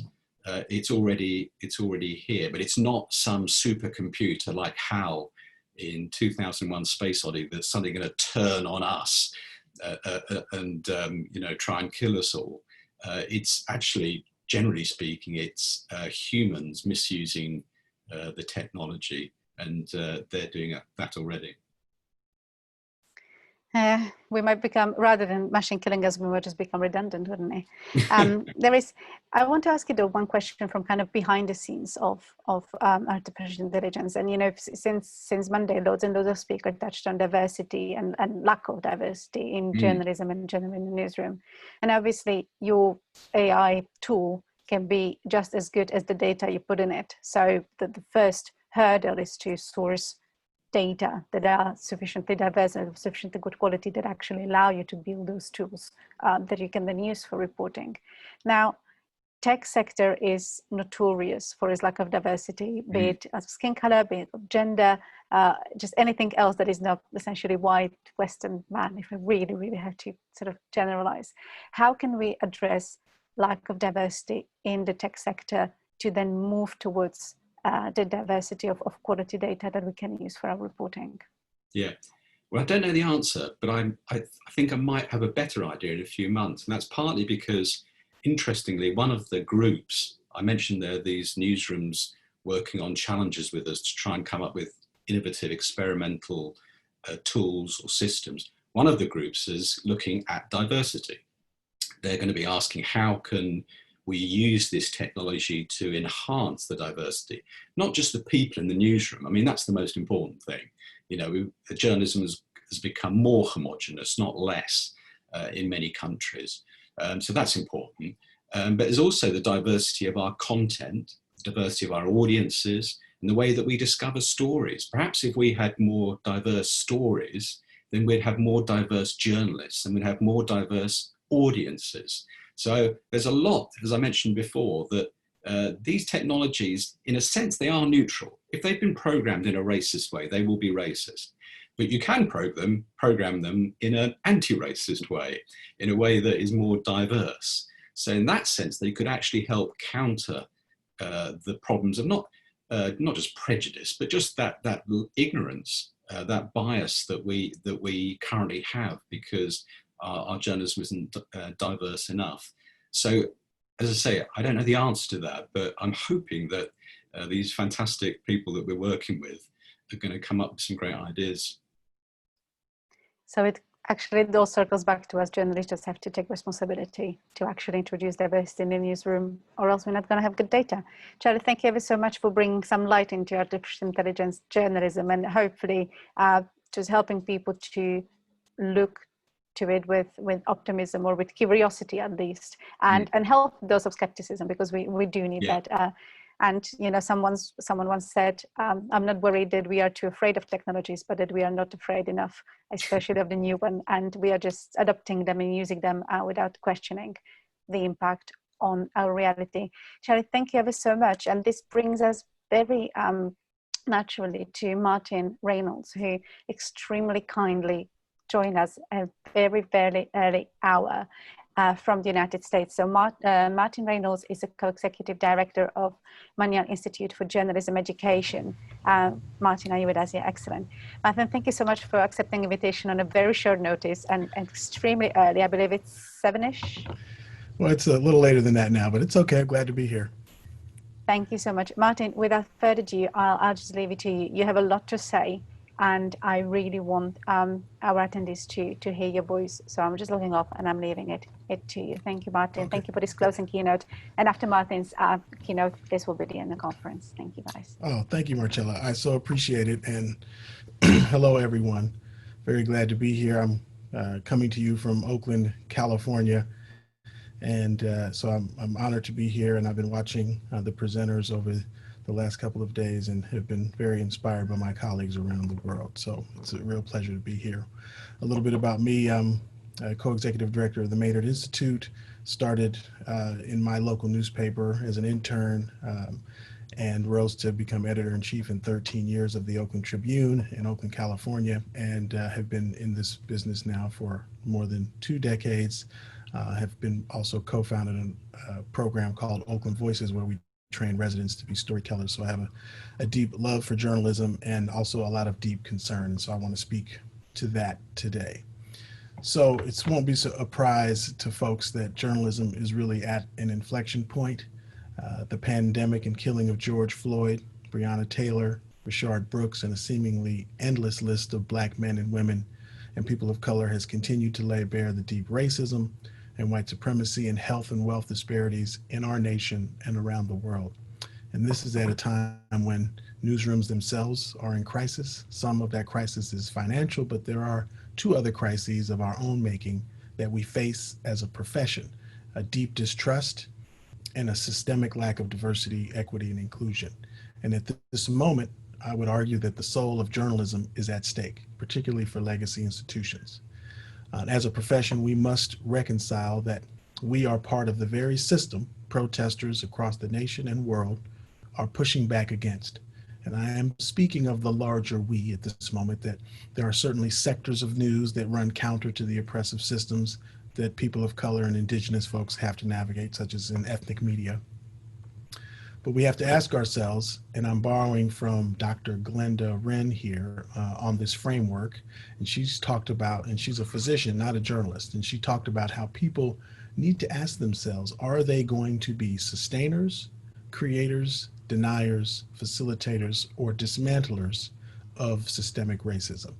And I would say that at the very least, news organizations have been sustainers and facilitators. And as US newsrooms have run police mugshots full of Black and brown faces, knowing they drive page views, we've co-created with police departments, giving their reports and quotes more weight than we would the account of a woman in the community. And in the United States, we have disproportionately cast Black and brown folks as criminals, victims, derelicts, and entertainers or athletes for decades, helping to shape the perception that Black men in particular are dangerous. Other communities were simply ignored. Their erasure, a silent and insidious facilitation of racism and white supremacy. And so the question we're facing ourselves right now is, how will we meet this moment? How can we push forward to show the value of inclusive newsrooms that work in service of a craft to which we have all dedicated our lives? The Maynard Institute has been fighting to make America's newsrooms reflect the diversity of the nation since 9 diverse journalists of diverse backgrounds started this organization in 1977 in the wake of the Kerner Commission report. And that report called out news outlets as complicit in their inability to effectively articulate the true stories behind the unrest of the civil rights era because mainstream news organizations lack diversity. Ironically, if you were to read that report today and it turned 50 a year or so ago, you would wonder if any progress has been made. And so much is still yet to be done. And we are now navigating another kind of civil rights movement in this country that centers around health and wealth and state-sanctioned violence against people of color, particularly Black people. The framing of our challenge, the Institute's challenge, which in journalism has been rooted in diversity, equity, and inclusion. Quite frankly, these are terms that don't really get at the real problem. And so as an organization, we have actually had our own awakening. Now, I don't mean to imply that people working in news outlets themselves are racist. I'm speaking of the generational and ambient racism that permeates these institutions and can be seen in how we approach coverage, how we approach hiring and retention. But it goes beyond who is in the building. The fact is, we've been working for decades to get journalists of color into leadership roles in news organizations. I'm an example of that. But the reality is, one's presence isn't enough to make the kind of foundational and systemic change necessary. And for folks who think of themselves as woke, good white people who would never utter a disparaging word about or toward a person of color, the fact is you too are complicit. If you aren't actively working to dismantle systemic racism, you are a sustainer in its continuation and in its effects. The reality is people of color need to heal, and white people need to work to actively dismantle. That means our news organizations have to approach their work with this mission in mind.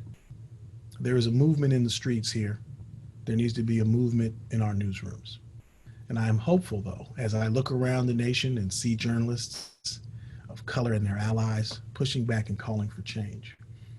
The framework that we teach as an institute, the fault lines, it reveals how we all see the world through the prism of race, class, gender, generation, geography, and sexual orientation, and the fissures of politics, religion, and ability. And how we align across these social fault lines and fissures impacts how we see the world. The thinking is fault lines are enduring and fissures could change. So it's why two people can look at the same thing and come away with very different perceptions about what they just saw, depending on how they align across these fault lines or fissures. And so when we look at our news organizations today, particularly legacy institutions, we see places that have been and continue to be inhospitable for people of color. Hell, they're inhospitable for all of us, but they're particularly inhospitable for people of color. Years of neglect, erosion, microaggressions have made many of these rooms toxic and unhealthy, as the previous guest alluded to this morning or this afternoon, depending on where you are. You may have heard of the rumblings that are going on in American newsrooms. The LA Times has had its issues publicly. Pittsburgh Post-Gazette has had its issues. New York Times has had its issues. Washington Post, the list goes on. Philadelphia Inquirer. People are fed up. They are fed up with fake standards of objectivity that would imply a person of color can't possibly cover a George Floyd protest because they might be biased. The reality is objectivity is the greatest lie perpetuated onto journalism. It is time to forever throw off the illusion that objectivity ever existed. It never did, and it never will. Focus on fairness, accuracy, and balance, understanding that balance isn't always equal time or inches. In fact, balance may well be about rebalancing. Mexican-American journalist Michelle Garcia talked about this notion of gaze, the gaze in which journalism is produced. Whose gaze is legitimate? Who gets to frame the gaze? Whose gaze is credible? The gaze of mainstream American journalism, and I would say probably international journalism to a great extent, depending on where you are, has been shaped by the vision of institutional racism and white supremacy.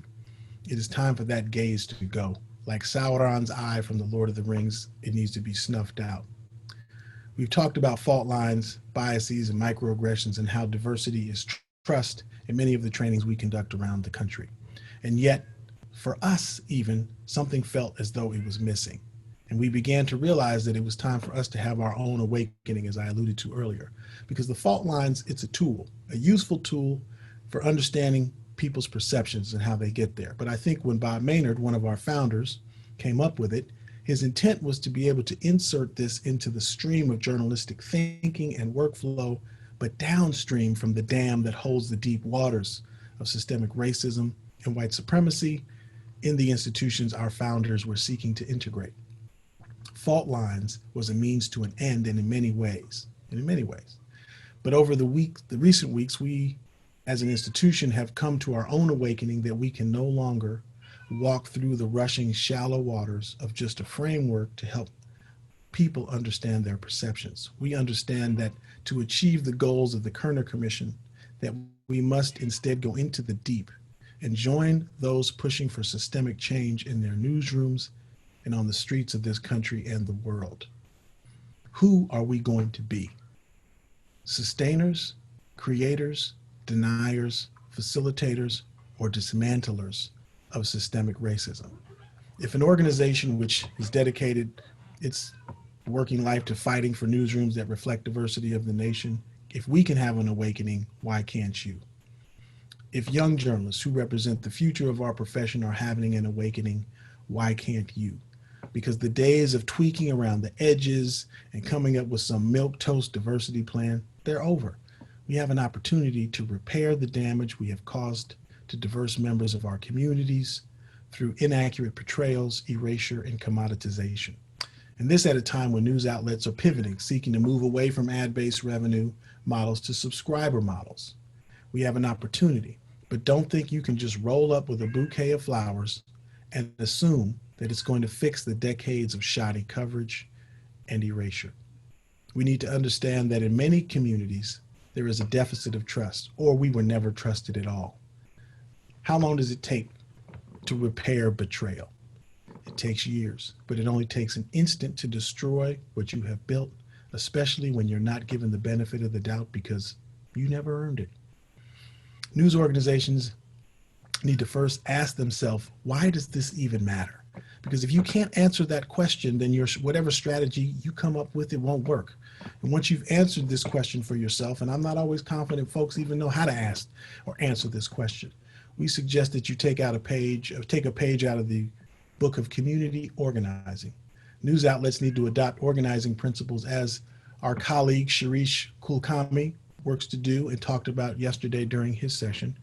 Community co-creation, listening, much like the folks who are launching the new Oakland side here did when they came up with topics to cover in my city. It's a great model. And it was an exercise in humility and of value, valuing the people they were going to serve and not viewing them through display case journalism.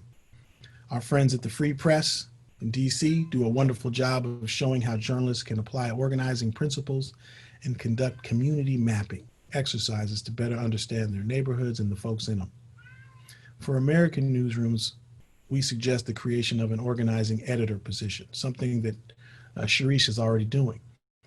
Having someone steeped in journalism and community organizing who can connect, engage, respond, and galvanize around the activism journalists engage in. And yes, we are activists. We just don't want to admit it because, oh, we think we're objective. So why does this matter? I can't answer that for folks on this Zoom. I know why it matters to me. It's life or death. It's life or death for my son, who I worry about every day because he has been cast in the media as dangerous. It's life or death for Black mothers I know who have reconciled the fact that from the day their sons were born, they might not make it. I don't know why it matters to you. It matters to me because I live Black every day. I don't get a day off from being Black. Not that I would want one. White folks don't have to think about what it means to be white, particularly in this country, except perhaps right now, at this moment, after seeing the life pressed out of George Floyd, perhaps maybe they are. And I'm not objective, and I never was and never will be. In the eyes of some, like the inept leadership at the Pittsburgh Post-Gazette here in the States, that might disqualify me from covering a story related to the Black experience. And how ridiculous does that sound? By that logic, white folks shouldn't be able to cover anything. And how outrageous is that? And I'm not here today to assuage concerns or make folks feel better about where we stand at this moment in our history. The eyes of our journalistic ancestors are upon us all. The time has come to begin the long journey of healing and repairing our world and our craft. Black people are being killed, brown people are being slain, indigenous and trans folk being murdered, and our Asian brothers and sisters are being targeted because of this pandemic. Protesters are putting their lives on the line in the streets to make this case. Journalists in newsrooms are putting their careers on the line to call for change. And I'll be damned if I won't rest the reputation and the legacy of our founders on the doorstep of history to support them. It's what my friend and colleague Dory Maynard would have done. Journalism can play and it must play a vital role at this time and in the coverage of this movement for justice and equity. And there needs to be journalistic justice, journalistic equity. It's not just about revenue. Our journalistic ideals are magnificent, but they are rarely applied equitably. Hold truth to power. Give voice to the voiceless. If your mother says she loves you, check it out. So let's take this opportunity to heal, reconcile our complicity, and redesign a journalistic ecosystem that embodies the best in all of us for all of us. On behalf of the Maynard Institute team and my co-executive director, Evelyn Sue, I thank you. Thank you, Marcella.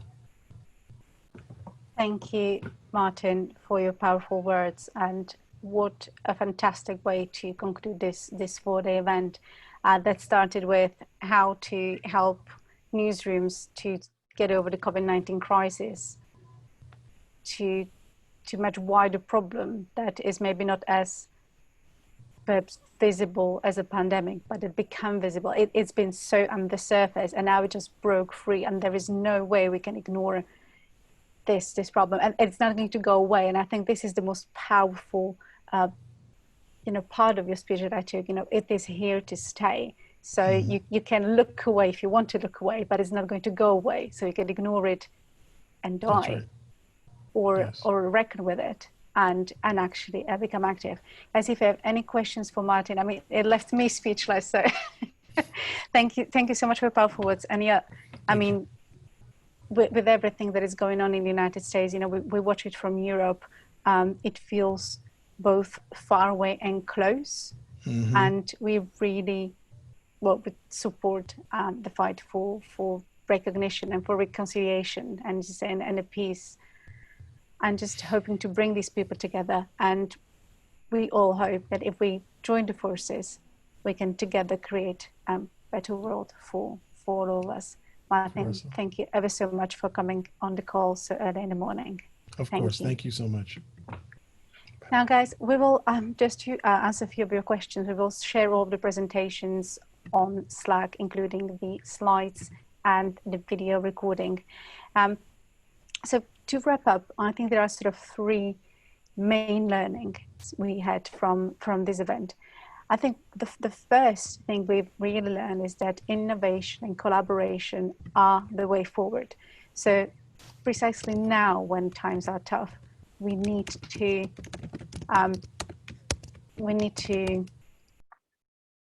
move on and collaborate and try to network with other people and collaborate with people who don't look like us or who don't don't have the same experience or the same characteristics, if we want to do something that has never been done before, as Justin Farrell was saying on Monday.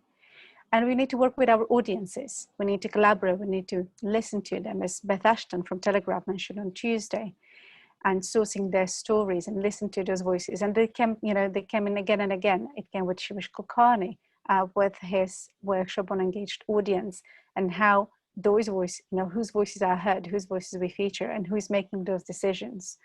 And we need to just listen to each other and respect each other. And the same things within the newsroom. We need to listen to and respect our colleagues. The hierarchies need to improve the communications if we are to move forward. And that is also true for, implementation of new technologies like artificial intelligence. Like, we see that tech can do things we don't have time to do, we don't have skill to do, to help us to do what we are best at doing, which is telling human stories and bring the audience engagement. And I think that is a very important lesson. If we can outsource something, let's outsource it and concentrate on what we do best, because we are not doing enough of it.